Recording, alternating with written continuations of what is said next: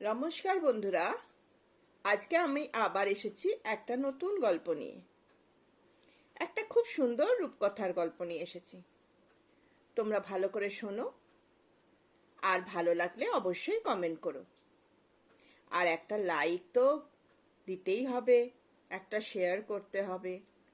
নতুন যারা দেখছো সাবস্ক্রাইব করবে, তাহলে আরো নতুন নতুন গল্প তোমাদের কাছে পৌঁছে যাবে। প্রথমেই নোটিফিকেশন এসে যাবে, তোমরা শুনতে পারবে। আজকে একটা সেই রূপকথার গল্প বলছি যার কোনো লেখক নেই, যে বহু প্রাচীনকাল ধরে চলে আসছে। কিন্তু গল্পগুলোর মধ্যে একটা পজিটিভ দিক সব সময় থাকে। সেইগুলো ধরতে পারলে কিন্তু আমাদের জীবনে চলার পথে অনেক সুবিধা হয়। তাহলে শুরু করি একটা গল্প।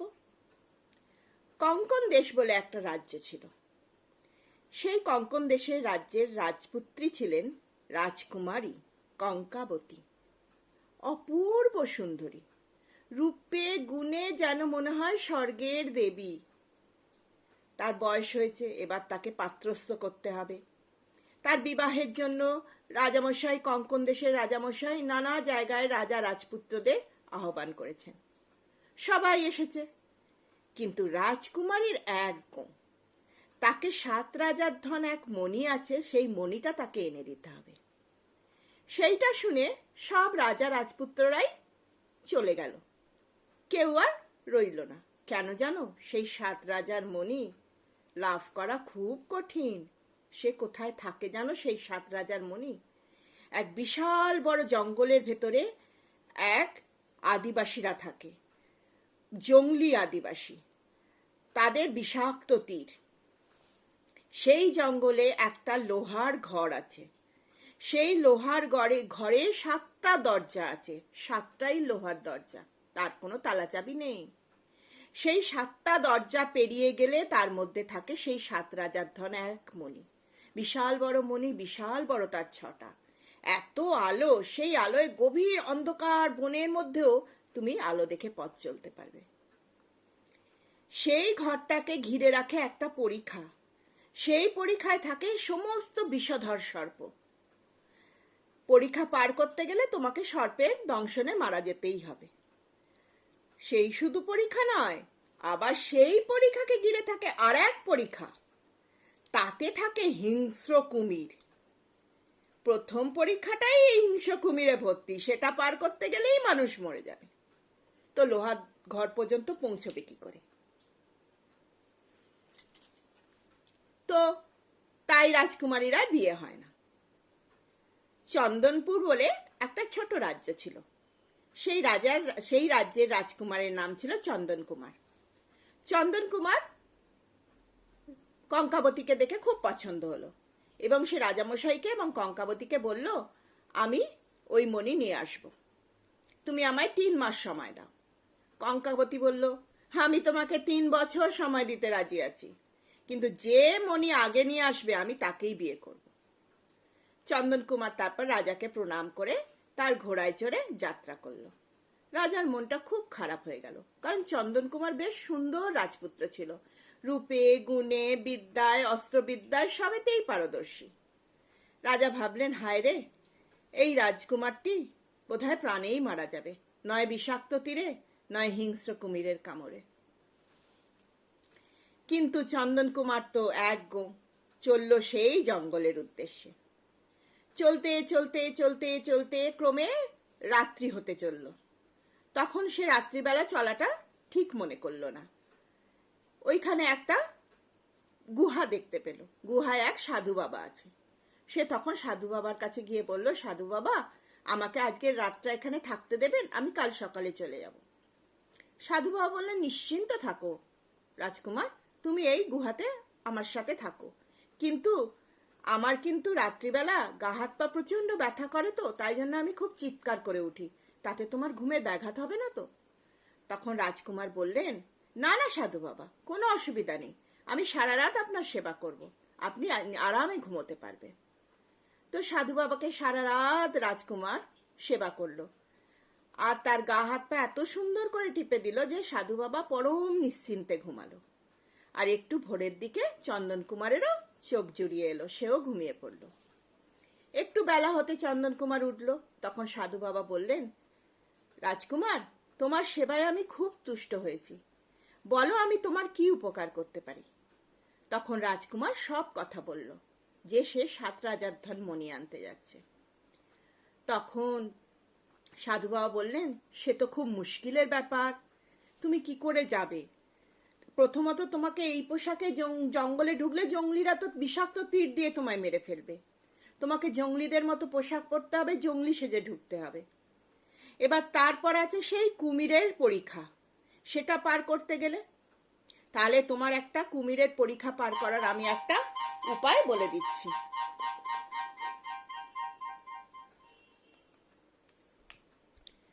তখন বললো যে কি উপায়?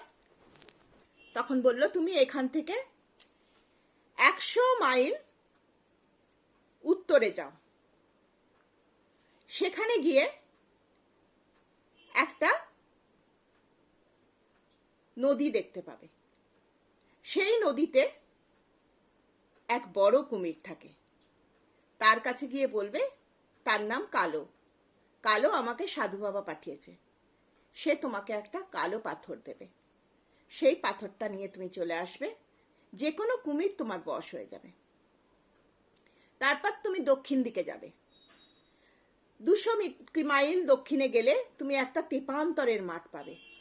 সেখানে এক মন্দির আছে, ভগ্ন মন্দির। সেই মন্দিরে কেউ যায় না। সেই মন্দিরে তুমি গিয়ে দাঁড়াবে। কিছুক্ষণ পর 2টো গোখরো সাপ আসবে, বিশাল বড়। তাদের বলবে যে আমাকে সাধু বাবা পাঠিয়েছে। তাহলে তারা তোমাকে একটা লাল পাথর দেবে। সেই লাল পাথর থাকলে কোনো সাপ তোমার ক্ষতি করবে না। তারপর তুমি সেখান থেকে আরো উত্তরে যাবে। সেখানে গিয়ে একটা গুহা পাবে। গুহাতে দেখবে একটা পাগলা সাধু বাবা আছে। পাগলা সাধু বাবাকে কিচ্ছু বলতে হবে না। যখন তার কাছে পৌঁছাবে সে বুঝতেই পারবে আমি তোমায় পাঠিয়েছি। সে তোমাকে একটা সবুজ পাথর দেবে। সেই সবুজ পাথরে তুমি সব লোহা গলাতে পারবে। এগুলো নিয়ে তুমি আমার কাছে চলে আসবে। আমি ততক্ষণ তোমার জন্য জঙ্গলি পোশাক তৈরি করে রাখছি। রাজপুত্র বেরিয়ে গেলেন। প্রথম 100 মাইল উত্তরে গেলেন। গিয়ে দেখলেন বনের বাইরে ঘন জঙ্গল, তার বাইরে একটা নদী বইছে। সে জঙ্গল পেরিয়ে নদীর ধারে দাঁড়ালেন। দাঁড়িয়ে বলল, কালো, আমাকে সাধু বাবা পাঠিয়েছে, তুমি একবার এসো। জল তোলপাড় করে বিশাল বড় একটা কুমির এসে দাঁড়ালো।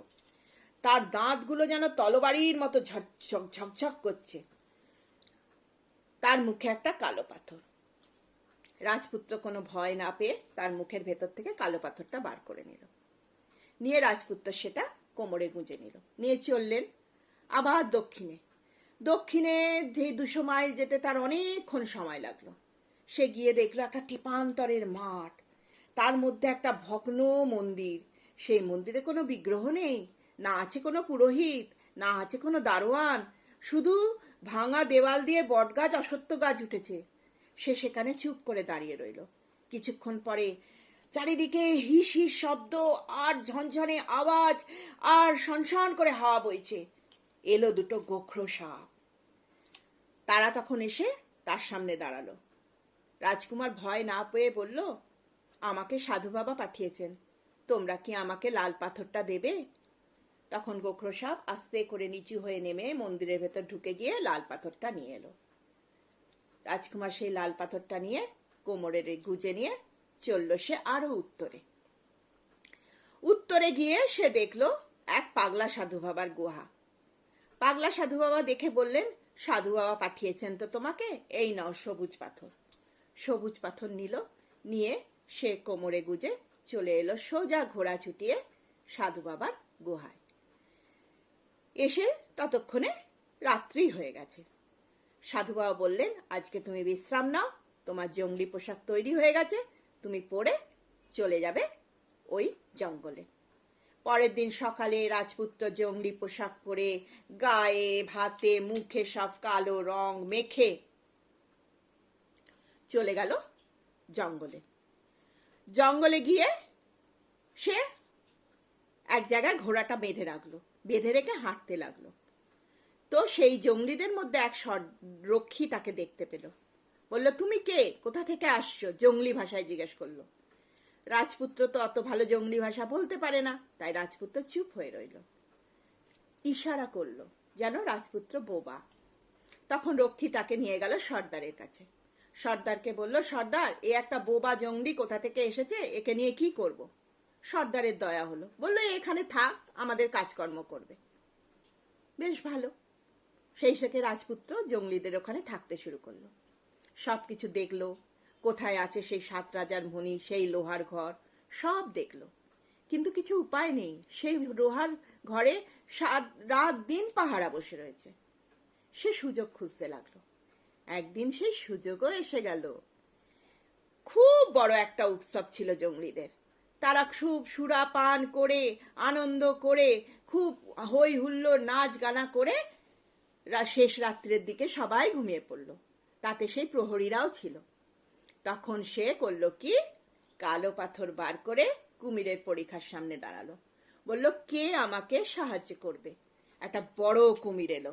বলল, তুমি আমার পিঠে চড়ো, তোমাকে পার করে দিচ্ছি।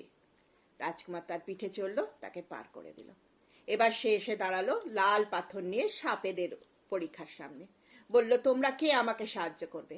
তখন সাপেরা সব দড়ি বাঁধিয়ে একটা সেতু বানিয়ে দিল। বলল, যাও, তুমি এই সেতু দিয়ে ওপারে চলে যাও। রাজপুত্র সেতু দিয়ে ওপারে চলে গেল। এবার সে বার করলো সবুজ পাথর দিয়ে লোহা গলিয়ে গলিয়ে 7টা দরজা পেরিয়ে সে মণির ঘরে গেল। মণি দেখে তো রাজপুত্র পুরো অবাক হয়ে গেল, এত মণির আলো। সঙ্গে সঙ্গে রাজপুত্র কালো কাপড় দিয়ে মণিটাকে বেঁধে নিজের কোমরে রেখে দিল। নিয়ে বেরিয়ে এলো। এসে সে সেই বনের যে জঙ্গলের ধারে যে ঘোড়া রেখেছিল, সেই ঘোড়াতে করে সে সোজা ছুটে এলো সাধু বাবার ঘরে। সাধু বাবা বললেন, মণি দেখে যে বেশ ভালো, তুমি কিন্তু এই মণি নিয়ে তাড়াতাড়ি দেশে ফিরে যাও, কারণ জঙ্গলিরা জানতে পারলে তোমাকে মেরে ফেলবে। তখন রাজপুত্র মুখ হাত ধুয়ে রাজপোশাক পরে ঘোড়ায় চড়ে যাবার সময় সাধু বাবাকে বলে গেল, আমার বিয়েতে কিন্তু আপনি আসবেন। সাধু বাবা বললেন, আমি ঠিক জানতে পারবো তোমার কবে বিয়ে হবে, আমি ঠিক যাব। বলে রাজপুত্র ঘোড়া ছুটিয়ে দিলেন। তীব্র বেগে ঘোড়া ছুটে চললো, টকবক টকবক টকবক টকবক করতে করতে। তারপরে 10 দিনের মাথায় সে পৌঁছে গেল কঙ্কন রাজ্যে। কঙ্কন রাজ্যে পৌঁছতেই সব রাজ্যে হই হুল্লোড় পড়ে গেল, রাজপুত্র ফিরে এসেছে। তখন রাজকন্যা কঙ্কাবতী, রাজা সবাই বেরিয়ে এসেছেন। রাজপুত্র বললেন, আমি মণি নিয়ে এসেছি।